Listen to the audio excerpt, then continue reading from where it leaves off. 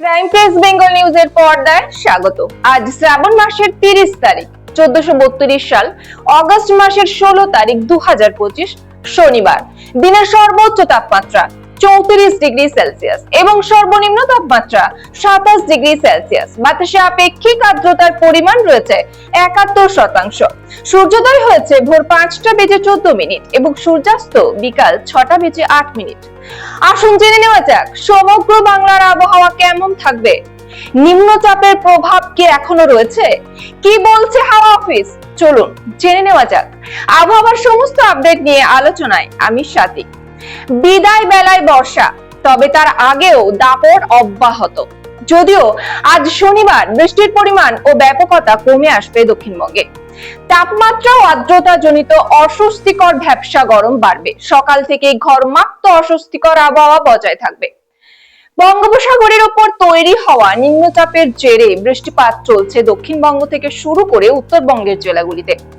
যদিও এই নিম্নচাপের প্রভাব বেশি দিন বাংলার উপর থাকবে না বলে জানিয়েছে আলিপুর আবহাওয়া দপ্তর।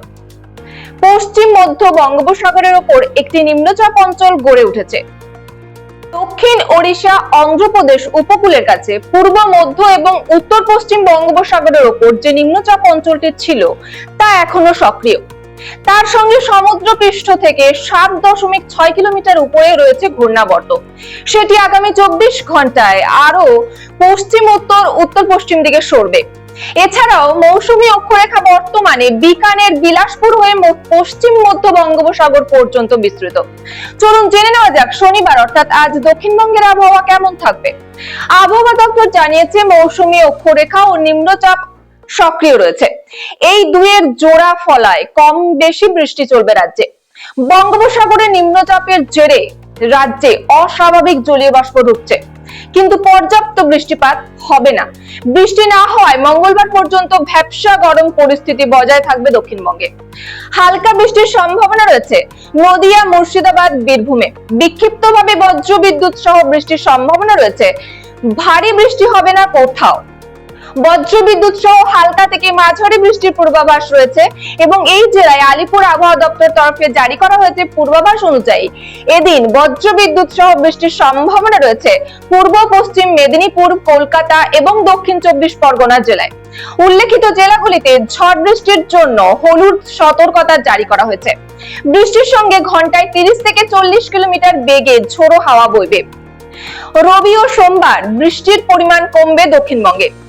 কেবল হাতে গোনা 2-1 জেলায় কিছু জায়গায় বজ্রবিদ্যুৎ সহ বৃষ্টির সম্ভাবনা রয়েছে।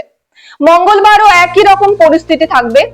কলকাতা সহ দক্ষিণবঙ্গের একাধিক জেলায় আংশিক মেঘলা আকাশ থাকবে। রবি ও সোমবার বৃষ্টির পরিমাণ কমবে দক্ষিণবঙ্গে। কেবল হাতে গোনা 2-1 জেলায় কিছু জায়গায় বজ্রবিদ্যুৎ সহ বৃষ্টির সম্ভাবনা রয়েছে। মঙ্গলবারও একই রকম পরিস্থিতি থাকবে।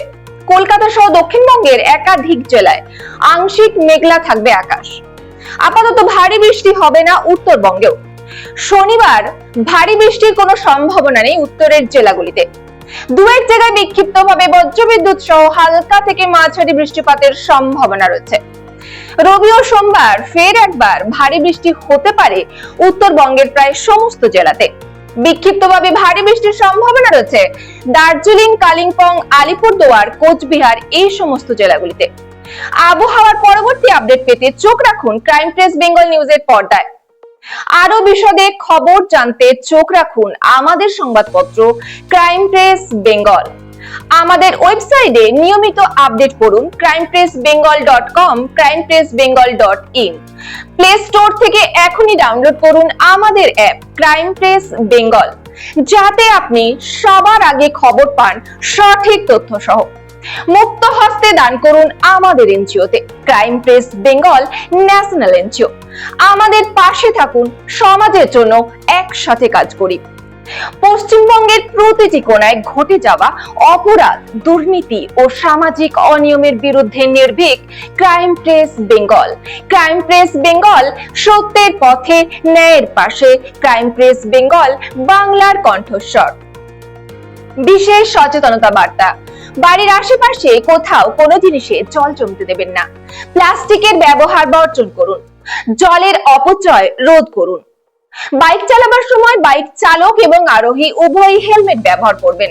দুর্ঘটনা এড়াতে হেলমেট অতি আবশ্যক। 4 চাকা চালাবার সময় সিট বেল্ট অবশ্যই ব্যবহার করবেন। মনে রাখবেন, আপনার আপনজন, আপনার প্রিয়জন অপেক্ষারত আপনার বাড়িতে। বজ্রবিদ্যুতের সময় বাড়ির বাইরে অর্থাৎ খোলা আকাশের নিচে, মাঠে ঘাটে, রাস্তায় দাঁড়াবেন না। নিরাপদ স্থানে আশ্রয় নিন। বজ্রবিদ্যুতের সময় বাড়ির ভিতরে থাকলেও বৈদ্যুতিক সংযোগ বিচ্ছিন্ন নিশ্চিত করুন। গাছ লাগান, প্রাণ বাঁচান। মনে রাখবেন, একটি গাছ একটি প্রাণ।